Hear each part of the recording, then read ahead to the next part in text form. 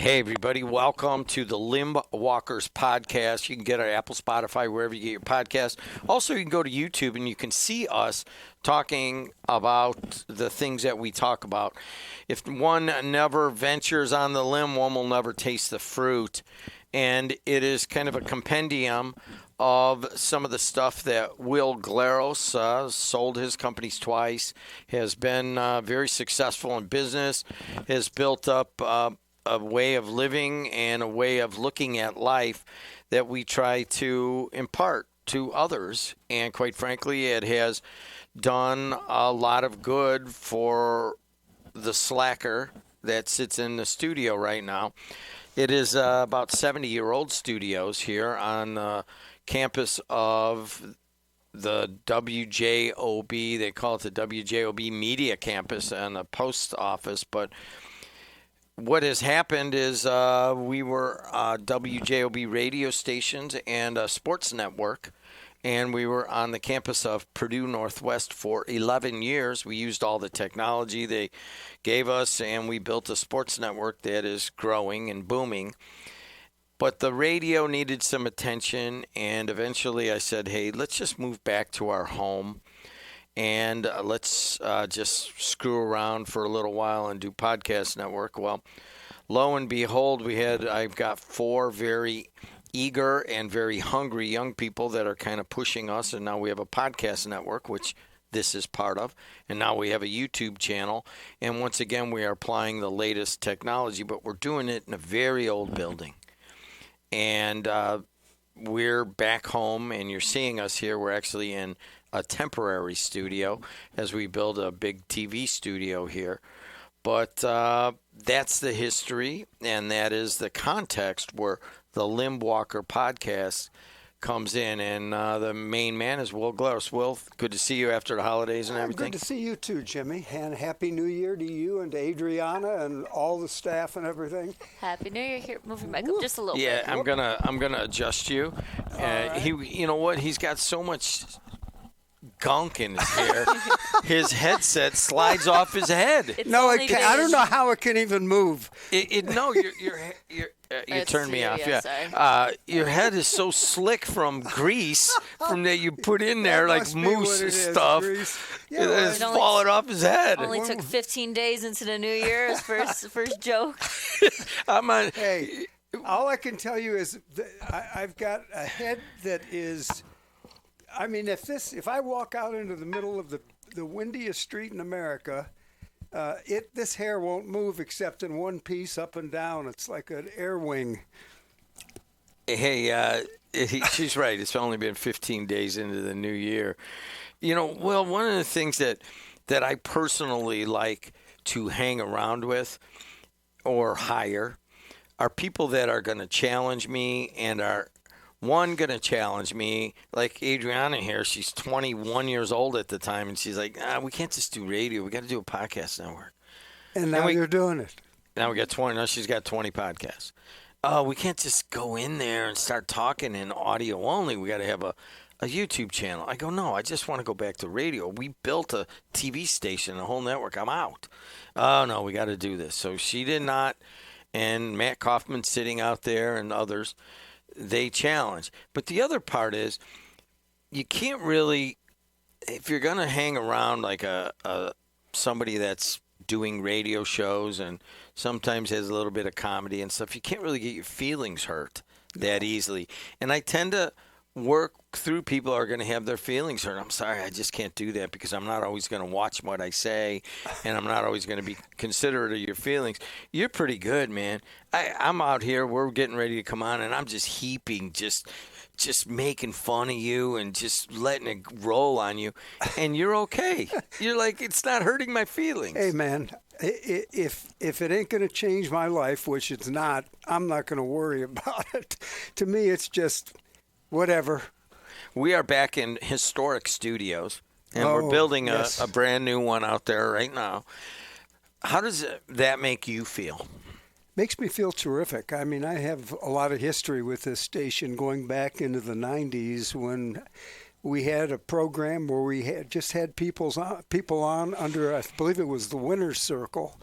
to interview local people from Northwest Indiana who had terrific stories to tell, because normally all we hear is the bad news.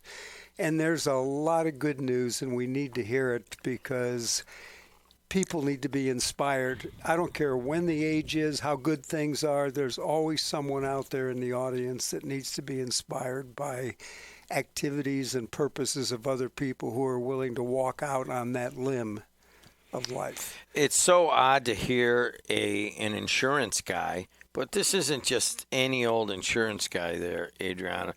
This dumb like a fox guy sold his company. The silver fox, Jimmy. Yeah, I got you. The greasy silver fox. Hey. But he sold his company twice, and quite frankly, has done really well. And it is odd to have a podcast where he's talking about risk and urging you to take risks. And I still can't quite put that together. I don't know that I'm asking people to take risk. I'm asking people to give life a chance. That doesn't mean it has to be something that you can lose all your money at or your life at or whatever, or ruin relationships. What it means is everyone who wants to take that step, but not everyone's capable of doing it. Some people are just very risk averse, and I probably shouldn't use that word again, but they're averse to having any kind of disruption in their life. And that's okay. Everybody's themselves. They are what they're made of internally.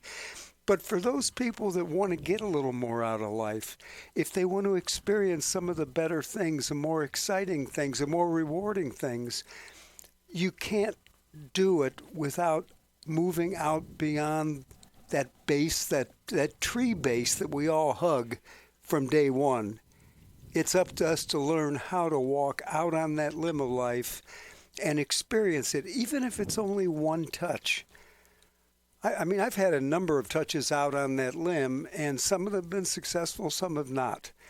I can honestly say I'm never happy when they're not successful. I can honestly say that even when they're successful, sometimes you've worked so doggone hard, you don't know how to appreciate it. So there's a happy medium somewhere in there. So there's people that are really resonating with that. And quite frankly, a lot of the things that you say resonate with me. Do you want to use a real life experience? Can we use one? Yeah. She's sitting right in front of us. Adriana Alvarez just turned 22 years old. We're not going to say the specifics of the situation, but she came to Matt Hansen and I today, and I was like, well, there's a business opportunity, and I'm just this, and I'm just that. And she said it a couple of times. There's nothing that pisses me off more than hearing that. I'll give you an example. Jordan Beasley, gone on. He was player personnel for, he's big. He went in the NFL. He went to the NBA. And he and I are announcing a game at Lake Station, and he's 16 years old. And he's a wunderkind. He gets it. And I'm like, all right, we're going to go do a big game, and you're going to be the announcer, and I'm just going to be the guy who eats popcorn and cracks jokes and talks about the game. So he goes, all right, we go in the back door, and we set up, and we're ready to go, and it's like 10 minutes before we're going on air. He's like, I go to the bathroom. So he walks out into the lobby, and he's like, goes to the bathroom, and then he's getting ready to walk back in, and they say, hey, you got to pay, blah, blah, blah. He goes, well, I'm the media, and, I'm announcing the game. And they're like, I don't believe you. It's going to be, I think then it was only $5, now it's $7. And so he calls me on the phone, and he's like, all right, they're not going to believe the young. He actually said, he goes, they're just not going to believe that the young black kid is going to announce this game. They don't believe that I'm the media guy. And I asked him right then and there, I go, well, we can do one of two things. I can come out there and just nod, and they're going to let you in because I'm who I am. Or you're going to figure out a way to convince that person that you're the real deal, and you're not going to sit there and say, well, I'm just believing what he said, and I'm just some young black kid who can't figure it out. I go, either figure it out, or I go, do you want me to come down? He goes, no, you're right. Jim, I'm not going to do that. He went right up to that guy and he said, listen, I'm announcing this game and I'm going to walk right past you to the announcer's booth. Yeah. And you're either going to call security or you're not. But I have to be on the air in 2 minutes. And he walked straight past, walked right up into the stands. And I think he's not been the same since because I think he might have crapped his pants. But but that was the idea of understanding your own worth. You have talked about that many times. Yeah. Go ahead. Well, that's my point. Now, let's point it at Adriana. She sat here and said, well, I'm just this person, and I'm not a post-grad. I'm still a student, and, I don't know how to approach this. I don't know how to price it. Well, she's getting attention, and people want her services. But she's thinking, once you start with I'm just, I feel as if you exude that lack of confidence also. Adriana, where do you see yourself 2 years from now? 2 years from now, I would like to consider that I am still working here. 2 years from now, managing not only the podcast network, but then also more sides of the business aspect of what it has to deal with and making it as successful as we can here. Do you see yourself someday owning this station? Owning it? I don't know about owning it. Why are you being such a jerk? No, mainly It gives you a way out, Jimmy. he's giving you an out. No, I don't think I more didn't expect that. I don't think. Oh, all right. I finally surprised him of all time. By the way, the other surprise is now I'm wearing a regular shoe again. Now he's yelling, so turn him back down. All right. But no, I don't think. Wait a second. How about this? What? How about if he asks you, do you ever see yourself owning the podcast network? Owning the podcast Ooh, network. sorry. That's what I yes. meant to say. Not the whole station. The podcast network, yes, that would be amazing. And if we're able to get to where anybody that wants to do a podcast, not only in Northwest Indiana, but in the greater Chicagoland area, they come to us. Yep. They don't want to go out to Chicago. They want to come to us. And what you're talking about are the details of the business and how you want to operate it. Yes. I see you running that podcast station in 5, maybe 10 years. I just don't know what the process is. 2 years, this thing moves quick. If it's quick, Yeah. it We're could be quick there. with it. Yeah. First thing I see you doing to get to that point, and I think I've said this before, you need to write down Yep. every goal you have for where you see yourself here in your personal life, everything.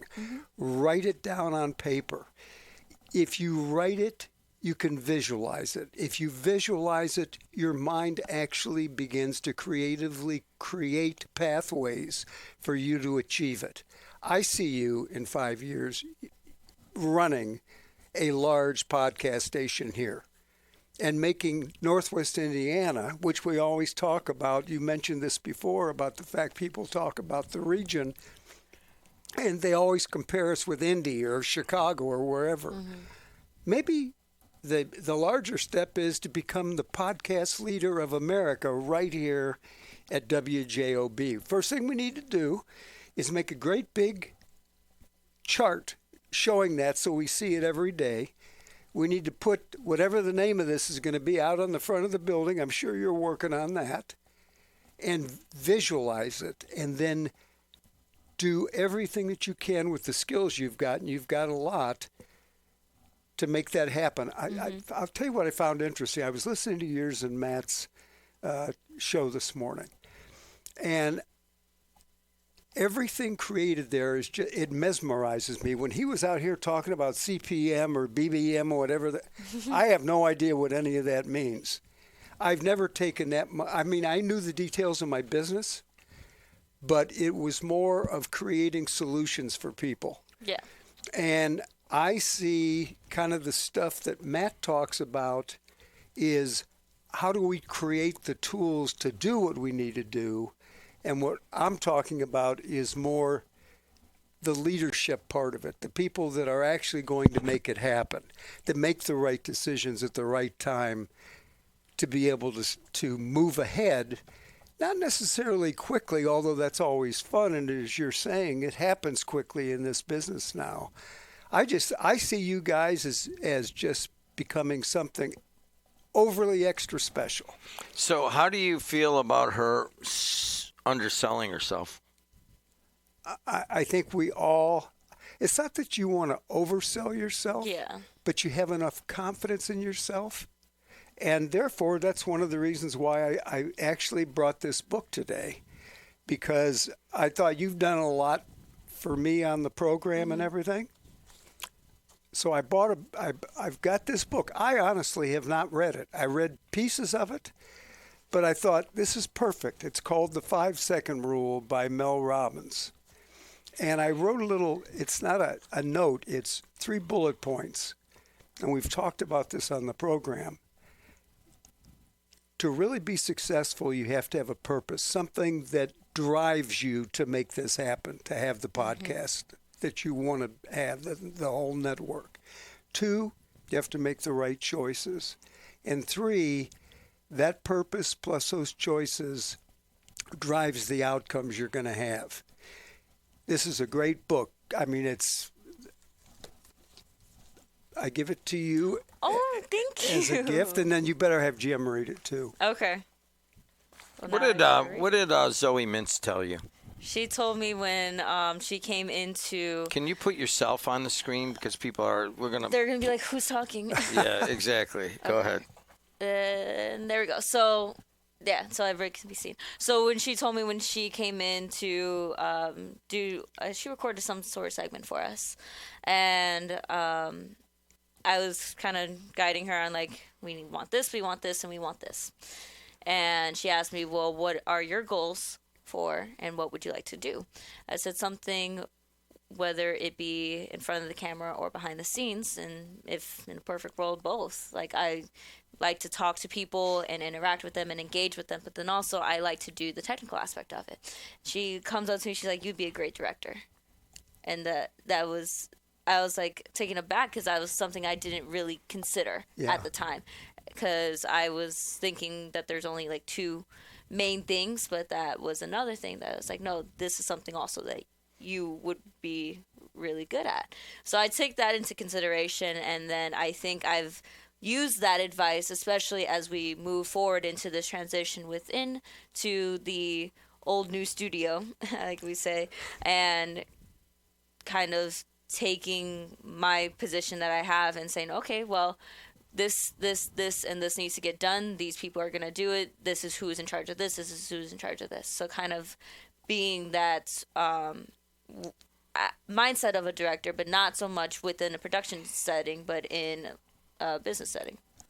Zoe Mintz used to do the weather here and intern here, and she is now the weather person for CBS San Francisco, and she had her first national on the morning show, national, I don't know what their morning show is, CBS, and she was the weather person for a week while someone was gone. That's great. Yeah, that's so Dr. Mintz's daughter. Dr. Mintz's daughter, Zoe, and she's been associated with us for a long time. But there was a second thing she told you also, and I'll paraphrase it. Oh, yeah.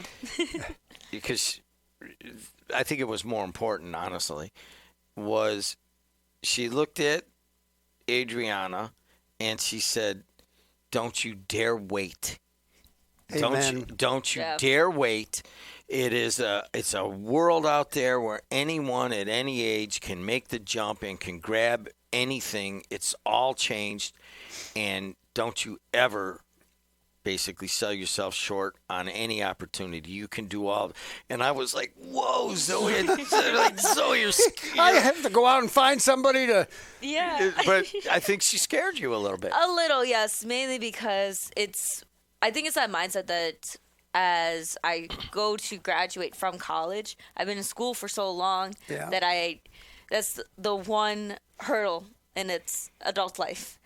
And I'm like, man, I still feel like I'm 16 not knowing what I'm doing with life. And it's at that point, it's like, yeah, I think it's from a movie. I don't know what movie. It's like I'm 22 and I don't know what I'm going to do with the rest of my life. You know what? And that's okay. There is an old cliche statement, and it says, the future belongs to the bold. Mm-hmm.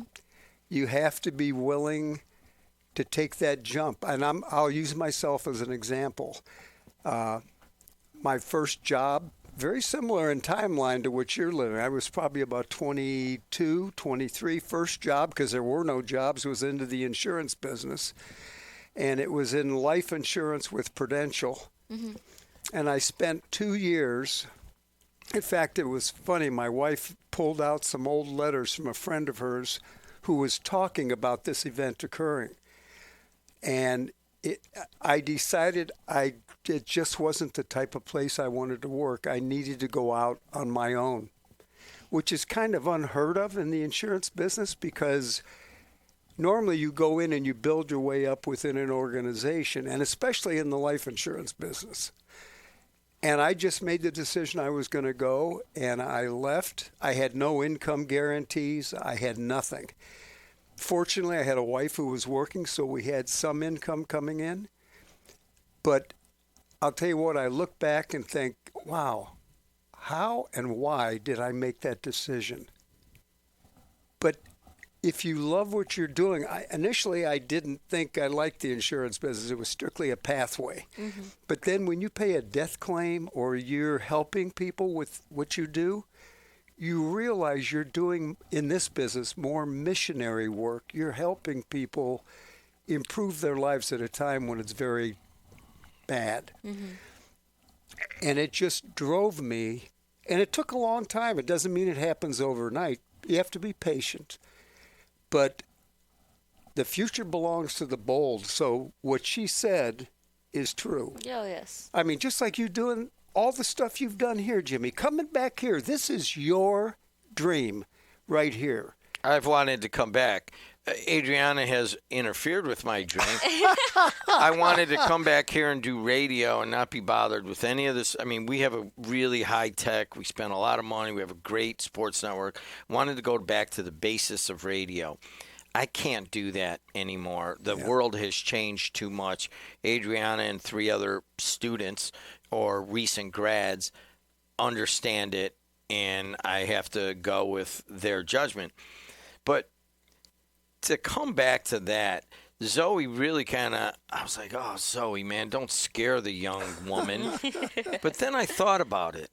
I'm like, all right, we're building this network. We went to the podcast conference, and she went up and talked to one of the guys, and I think the guy was like looking for, where's the boss or the person who makes the decisions. And she had to raise her hand and say, this is mine. Yeah. And that is going, as this were to grow, that could happen over and over, where it's like, here it is. I'm a young Hispanic woman. They're not used to seeing that. And at some point, you got to be Jordan Beasley and just say, hey, it's time. I'm the person in charge. There's actually two stories here. So one story is yours with identifying what you want to do, knowing you're good at it, and moving on it. Mm-hmm. And the other is a person with whom you work who has the faith enough in his judgment to turn it loose to a 22-year-old young lady. Well, you turned it over when she was 21. Yeah. 21. She just turned 22. He sees the talent. And he sees the potential. Mm-hmm. Too much credit. I'm just freaking lazy. I don't want to run it. No, that is. You know what, Jim? Well, because the thing is, like, if I wasn't doing something right, then you'd be like, all right, now let's go. I'll take it back. See, this is his purpose. Yeah. Is this station? It's the radio. He's been part of it forever, and radio's there. We're doing our best to where you hit one button, you're like, I'm on radio. That's all I need. You're good. That's all I wanted. And you're adjusting to a new world. You can't ignore the world and the changes going on out there and what makes a certain medium more attractive. But it really is living your dream all the way through. You spent 10 years learning more about yourself, or whatever number of years it was when you were in the market playing all the risk games 20. And everything else. 20 years. But ultimately, in the back of that brain was always this place. I did not know that, and I think the thing that picks up off of this podcast more than anything else is that there is something about seeing where you want to go, and you will pull yourself toward that. I did not really get that. I think of myself as a slacker, just whatever happens, happens, and I'm not really worried about it, and I'm not. But there is some intentionality where if you are able to understand where you want to take it, somehow you go to sleep at night and you get in the shower, and somehow your body and your mind are working towards that, whether you really are making it happen or not. And I got to believe it, I'm in my 60s. I didn't really learn that until we sat down and did this podcast. So to circle around, I just got that same call. Mm-hmm. To circle around why that would irritate me when you were talking about I'm just this and I'm just that is the same thing with Jordan, and the same thing with Shamari, same thing with Dewan. I mean, these are young black men, and I'm like, hey, listen, how are you going to do this? You think I'm not sensitive to the prejudice against you? I'll give you another example. Dewan is dating a woman, her dad's rich, and they hang out at the country club. And, one time somebody came up and, asked him, thought he was the help. He's a black guy, Mm-hmm. And he's just like, man, he's like so angry, and he wants to take it out on somebody and stuff. Really? I go, is that how you're going to handle this? Really? I mean, you're working on the Nike account. You have a big position in society right now, and all you're going to do is worry about somebody that asked you to go get a drink because they thought you were the help. What are you going to do with that? And I think he kind of started to rethink that. I go, your revenge is your success, pal. Don't you, and you belong in that country club, and you belong. And if you can't convince yourself of that, then, then maybe the guy's right. Go get him a drink. Oh, my God, did he not take that well? Well, the same thing with you. If you're going to go in and you're going to be, tiptoeing in, and all of a sudden we're a several $1 million company. Oh, that'd be nice. That'd be real nice. We're going to change the thinking right now. That is going to be. It's going to be. It's going to be great. I can't wait till we get there. Yep. Zoe Mintz is right. Mm-hmm. Don't you dare. She said it that way. She pointed. And I'm like, oh, little Zoe. I knew her when she was Dr. Mintz's little daughter playing softball at Munster. She pointed, don't you dare hesitate in going forward. And I'm like, that's whoa. why you have to have the visualizations of where you want to be and have them on this wall. Maybe not where the audience can see it, but put them all right here. Write the note. I will tell you, it sounds weird. It's one of the reasons why weird. I meditate. You're weird. Oh, well, so what? It makes me unique. Weird. Makes me unique. Like, who puts a picture up and has little, this is the goal. Do you know what? Do you not know what vision boards are? That's what people make. I don't even, no, I don't know what that is. I remember going down to Parkersburg, West Virginia to visit Megan when she had her first job with this little podunk radio or television station in Parkersburg. And I was walking through her apartment, and she had like a workstation. And there, written up on the wall, were a list of all her goals of where she wanted to be in 5 years and 10 years and getting her AMS and all this other stuff. And every one of them she completed by the time she ended up out of ongoing media business. I would like to think it was my influence that made her realize how important that was, but you need to write your goals down. I meditate on those goals, just lying there and letting go, and you would be surprised at the number of ideas that came. I know it sounds weird, but I'm telling you, if you let your mind go, you can access things that for some reason you don't normally. How do you feel about what he's saying? Try it. That's all I'll just say. I was going to say, it's an interesting way to look at it. And I know a lot of people that's how they do stuff, that they write it out. They make like the vision board type where they put up pictures, they put up words, quotes, anything to make them get to the goal that they want to do. So it's not something that's uncommon to me. It's just something that I'm like, okay, this is something that I actually should probably do and see.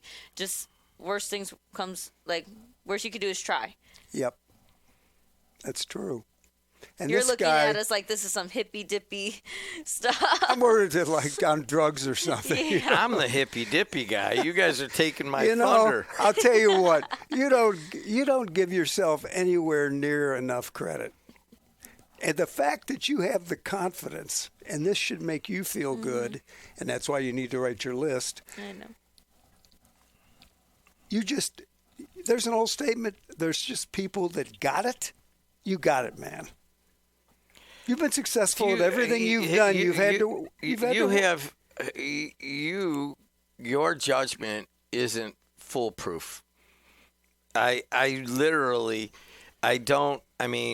lost all my money twice, everything, and had to restart over. Now, this is the last time. I'm much more cautious and much more risk management, believe me. And these guys are, I'm way more cautious than I used to be because I don't want to do it again. Yeah.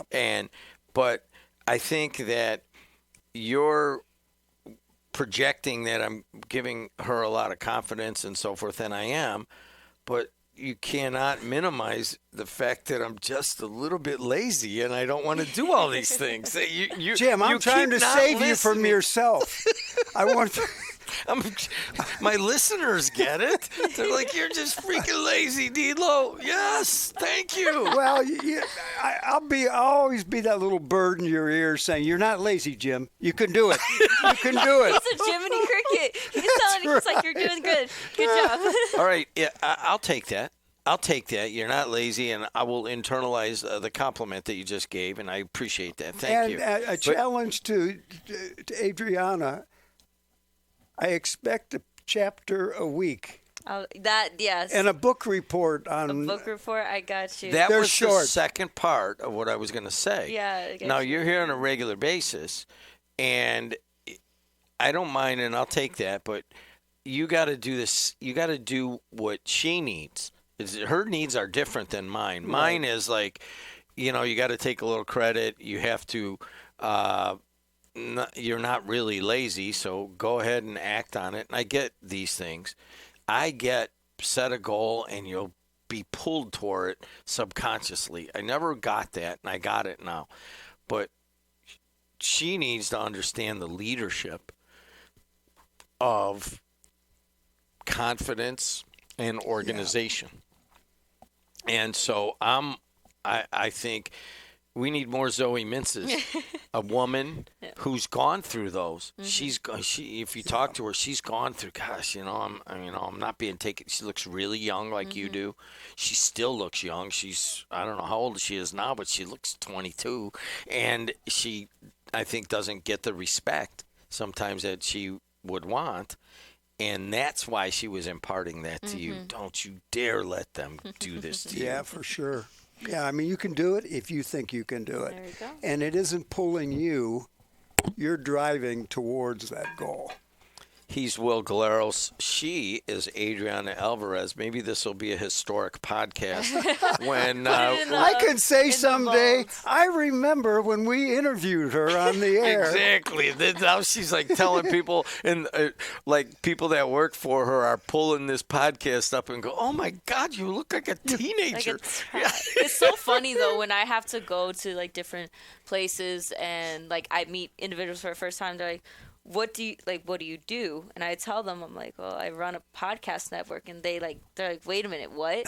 And I was like, well, yeah. And I think of it's like, this is everyday life because it technically is, but I think it's more so how you're saying it's like the confidence thing and all that. It's because I know that there's so many goals, there's so many steps that I'm just like, well, I'm not at the top yet, but we're going to get there eventually. So that's why I think it's that mindset aspect. Yeah. There you go. Hey, you threw out enough compliments that we both feeling better about ourselves. Hey, she's Adriana Alvarez, and he is Will Galeros. This is essentially for Will to impart some of his wisdom. I prompted him for this podcast because as much of a slacker as I am, I get it that there is something that you can find in all of his teachings to help you with your life. There are all sorts of podcasts at Apple, Spotify, also on YouTube that Adriana has edited and put up there, and you can listen to them anytime you want. You're sitting on the beach.